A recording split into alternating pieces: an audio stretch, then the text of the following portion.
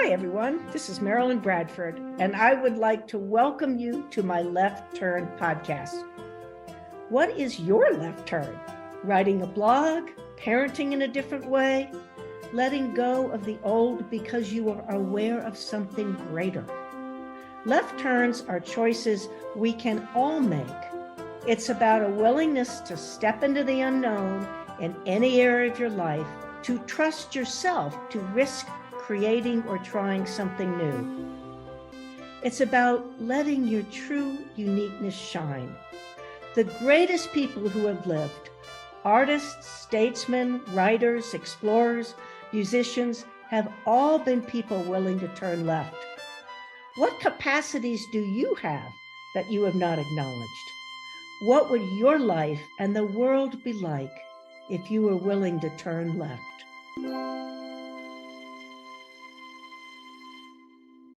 Hello, everyone.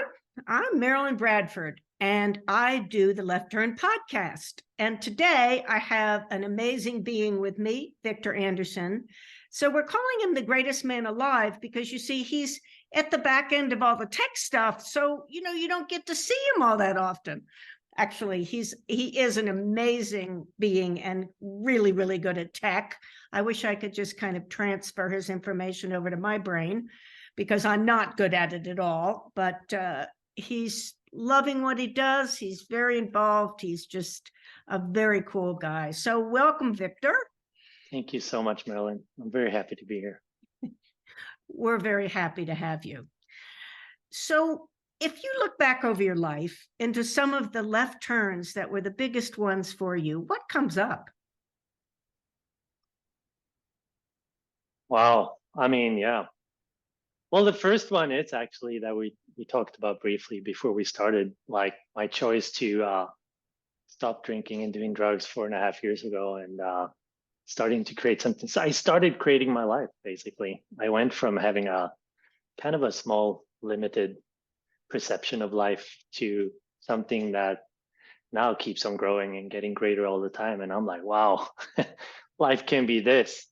Yes. I had no idea. Yes. Getting clean and sober can be absolutely a huge left turn. Can I ask you what precipitated that, or what was going on in your life? Well, it was, many choices over many years. I was choosing that life pretty hardcore for like 15 years, I would say.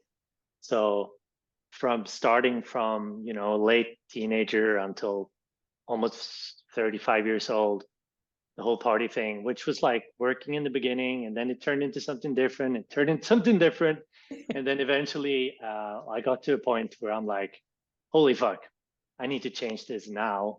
Otherwise, I might die, or I'm going to be at least very, very depressed, or like it's not going anywhere. And with this, I was also discovering more and more of access consciousness, starting to choose more, starting to use the tools more and more. And a couple of years in, this was, I guess, and it was all just sort of like happening all at the same time.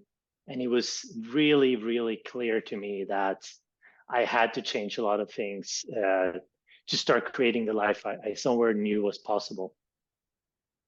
Wow. It's always interesting what brings people to that choice, because it's such a big choice. What got you, because Marilyn Bradford here, I do the Right Recovery for You program also. So addiction is kind of a topic for me. But what do you have a sense of got you into using alcohol and drugs to begin with?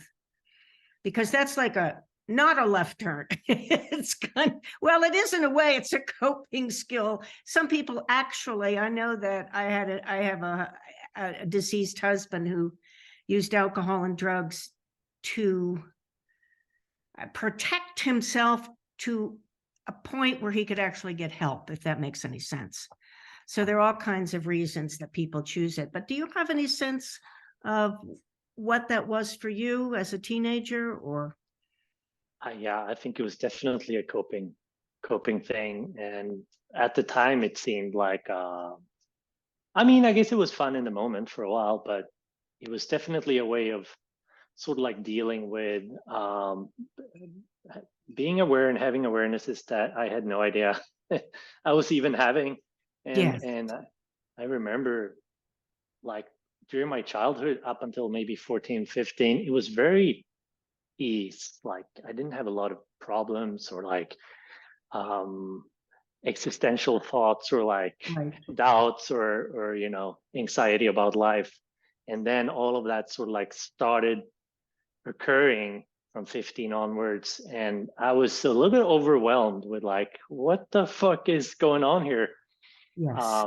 and what am I supposed to do now, and who am I, and like very I've always been like a big thinker, and I reflect on things, and I've always been different, but I had no idea how to be with that at that point. Mhm. Mhm. So I think alcohol and in the beginning, I smoked a lot of weed, and then it turned into a lot of other drugs. But it was definitely a way for me to just numb my awareness down and relax.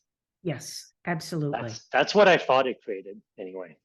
Well, that being different, I mean, most of us who do left turns are different, because why would we do that? Why would we not just do what everybody else does? Um, what did you notice about how you were different? And what do you notice still?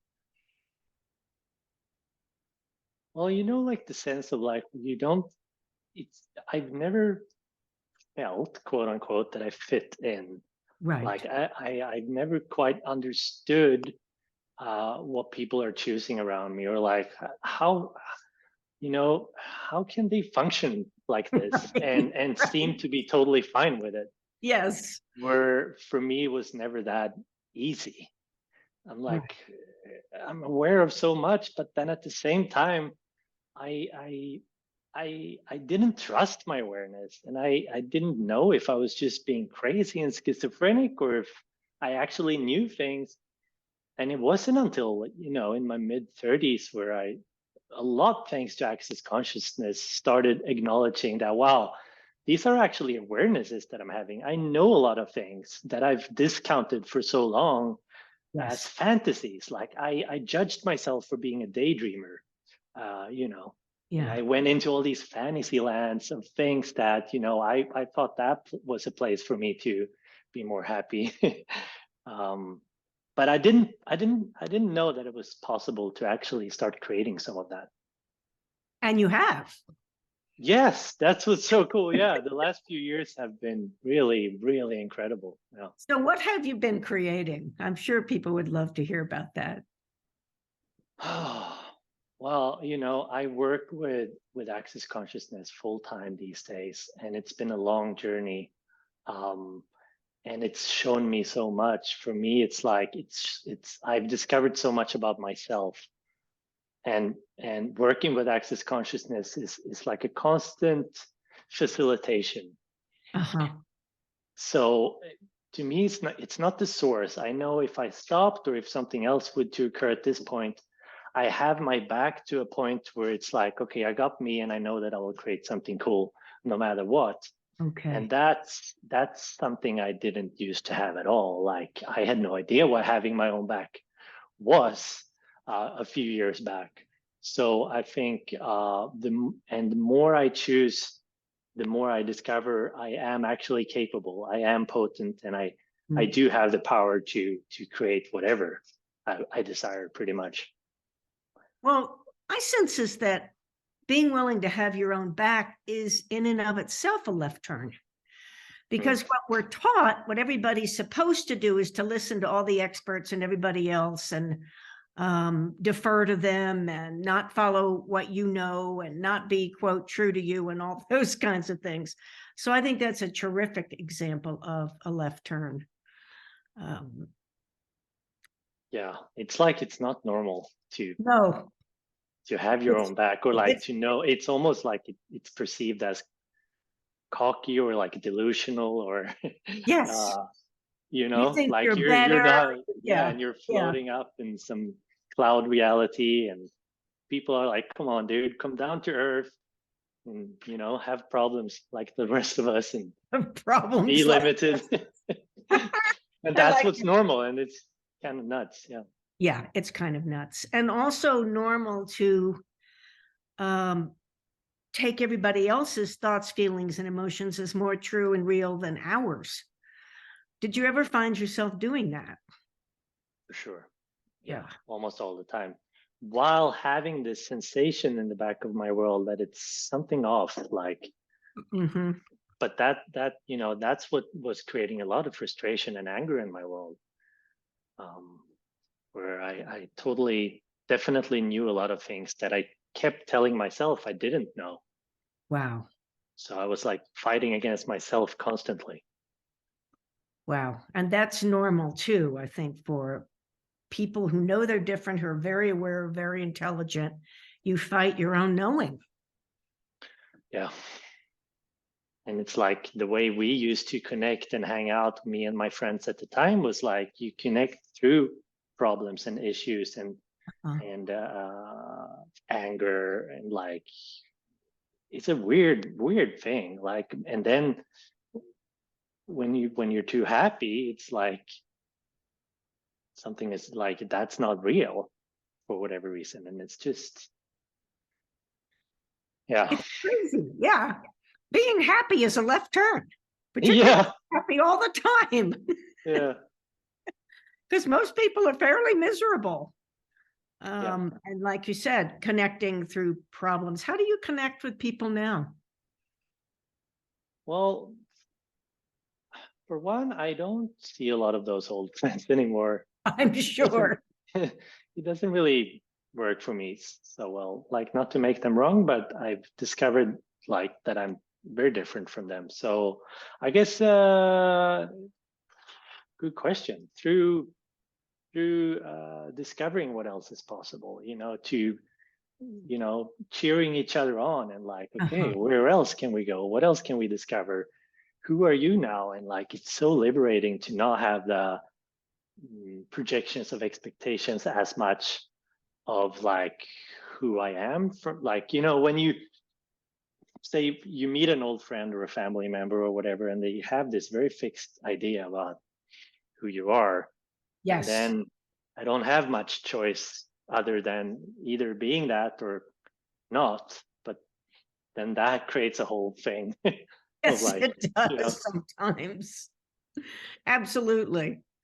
But you brought up something, cheering each other on. I mean, one of the things to me that's so different with the access tools and with having your back is then when you're happy for people, when good things happen to them, and they're happy for you.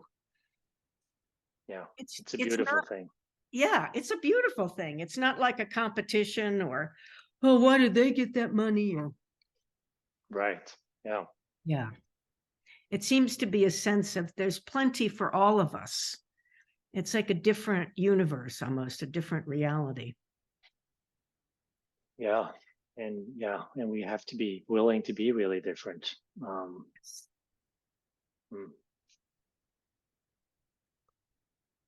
So I know I'm changing tunes a little bit here, but I know you're really good in technology. What does that do for you? Because that's one area for me, I'm just kind of baffled. I'm like, what? Push what button?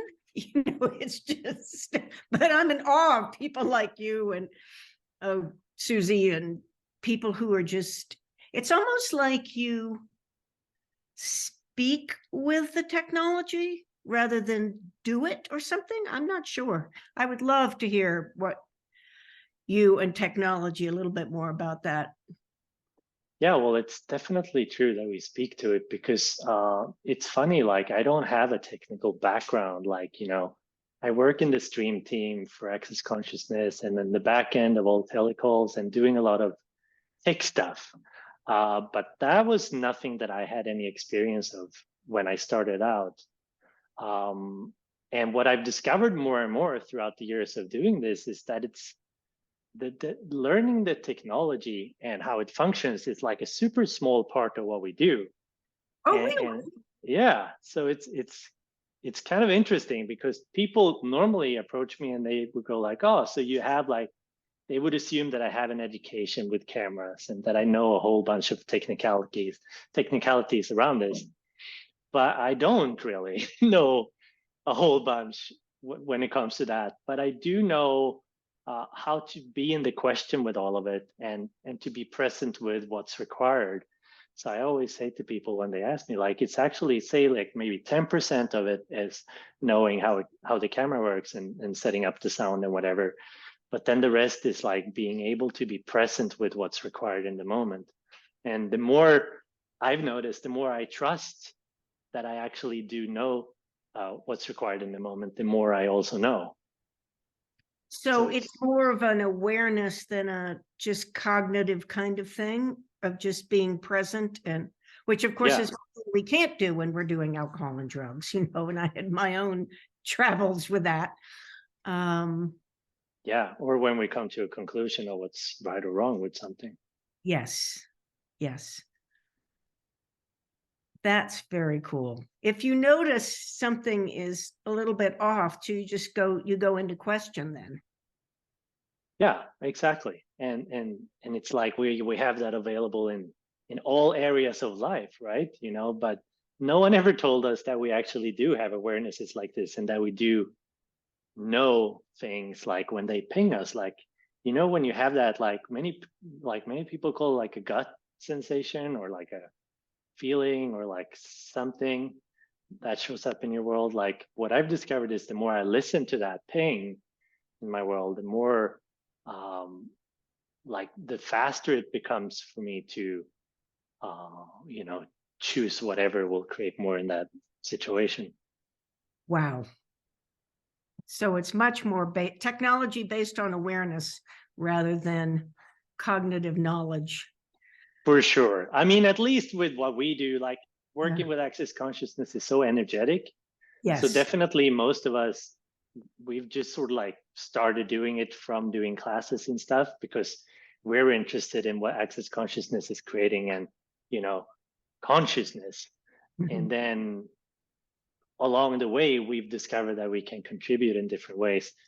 And sure, I guess, I don't know if some of us have more ease with technology or not, but yeah, it's been working pretty good for me. What Access does with the streaming is amazing, you know, in like 14 different languages, and just setting up anywhere. And then we all get the recordings, and it's awesome. Yeah. Yeah, it is awesome. So do you have any sense of what the future, what else you would like to create in your life? Or because you know what, the whole energetic thing is a left turn, going from your mind cognitively, okay, I know these 18 things, to, oh, what question can I ask? What am I aware of? So thank you for that, because that's huge. Yeah. And the cool thing is, like, when I perceive my future now, it's so big and magical, and like it seems like anything is possible. And I would say that has been the biggest change for me in my world throughout the last few years. I went from having a very limited perception of reality to now, and trying to figure out, like, linearly, Yes, where to go. But it never worked for me. And then I was buying into so many points of views about what's possible and what's not possible, you know, coming from, like, you know, because even when I was young, started doing drugs and all that, I kind of fucked up high school and I didn't get good grades. So even there it started, I'm like, okay, now I have these options because I don't have a proper education. So I guess I just have to accept that my life is going to be average. oh wow. You know, and like, what would that create? Like, oh my goodness, like, yeah, it definitely wasn't that fun. But what it is now, though, is what's so cool with, like, you asked me about my future, and like when I tap into it, it's so cool, and I know so much is possible, but I have no clue what it's gonna be. I don't have like a specific career choice or something that I know I like to do, but I know what I like to be. Mm-hmm. And that's incredible, because like when I know I have the choice for what I be all the time. And then it doesn't really matter that much what I will do, because I know I will choose something that I will enjoy. That also a way of going energetically rather than trying to actually solidify anything. I love that. Yeah. And it's like backwards. from what we've been taught in Yes. school and stuff. Like if you choose from the being and the energetics of what you enjoy, it's sort of like just occurs with Right. magic. Right. Rather than figuring out the doing that you think is going to give you the happiness or satisfaction. And the separation that's always involved in the cognitive and the doing, rather than when you're being it, you're being that energy, and it can't help but actualize. That's sort of what I get from all of that. So Totally. And if it doesn't, you're still going to be what you choose to be. And if you choose to be happy, it's like it's less significant what occurs from there. Yes, because you can be happy all the time. You can actually. You can actually. It's not related to, oh, good, I got the sandwich I wanted or whatever. My girlfriend, my boyfriend, yeah. It's like when you get that you're the source for that. It's amazing. Yes.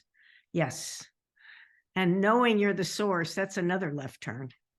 I mean, we sort of talked about that, of not taking on other people's thoughts, feelings, and emotions, but that's the different we be. That's for me, the different we all be makes us so unique and amazing. And and I guess like pretty much all of us have that available. Yes, and people get stuck with choices. I mean, you made the choice to get clean and sober. You could have chosen not to do that. Yeah. Or you made the choice to start with technology, to start with a stream team. And one thing I want to say about that created so much in my world with like, that was a choice where I trusted my awareness. In that moment, it was after a big night of partying and all of that, but it was like energetically in that moment, I knew I had to make a different choice, but I didn't know really why. I didn't have a specific bad thing that happened, or like, no one died. I didn't go to the hospital, or like, there was nothing that I could really touch that would be a reason. Yes. But I knew. Yes. So, and then 3 years after, I was having a conversation with a friend, and she told me that I'm so glad that you made that choice in that moment, because you were on your way out. Wow. From everything that you were doing at that point. Like there was like people talking about like, if he doesn't fucking, start cleaning up his actor and choosing something different, we can't have him around. Wow. So I didn't even realize that. But that was such a cool point of acknowledgement when she told me that 3 years later. I was like, holy fuck, I knew that, but not from anything that someone told me. It was from awareness. Right. So that was one of the greatest like empowering moments for me. So did you quit cold turkey? Did you use some access, some traditional stuff? What worked for you? For me, and I get that we're all different, was cold turkey, and that's the way it's been. I haven't had a drop of anything since then. Not even alcohol-free beer, like nothing. Yeah. I still don't really trust myself like that I could handle just one drink. So I choose to have none of them. Yeah. Yeah, it's been working great so far. Well, I think that's a real testament to you, because that's a huge choice. And to just go ahead, okay, I'm doing this, that's it. And then just stick with it. So congratulations. That takes a lot of courage. Thank you. I'm really, really happy. So I'm so Well, thank you very much, Viktor. If there was one thing that you could tell the audience, what would it be? Well, to start trusting yourself. Like no one else knows what's going on in your world, really. Right. And so many of us tell ourselves that we don't even know what's going on for ourselves, but we actually do. And it's one of those things when you start trusting that you actually know what's going to work for you and what your choices are creating. It's incredible what it's like. It takes you on a different path right away, and like from one choice, so many different things can open up. And yeah, I mean, I had no idea that living could be what it is now for me. That's an absolutely inspiring and lovely. I don't even want to call it a piece of advice, just of awareness. Thank you for sharing that. And thank you for being on the show, Viktor. Thank you for having me. And thank you for you, Marilyn. You're absolutely wonderful. I adore you. Thank you. Thank you so much for joining this episode of Left Turn. I wonder what embracing left turns could create in your life. What magical possibilities might show up. Remember, when you choose left turns, you are joining a group of the most creative and brilliant people the world has ever known.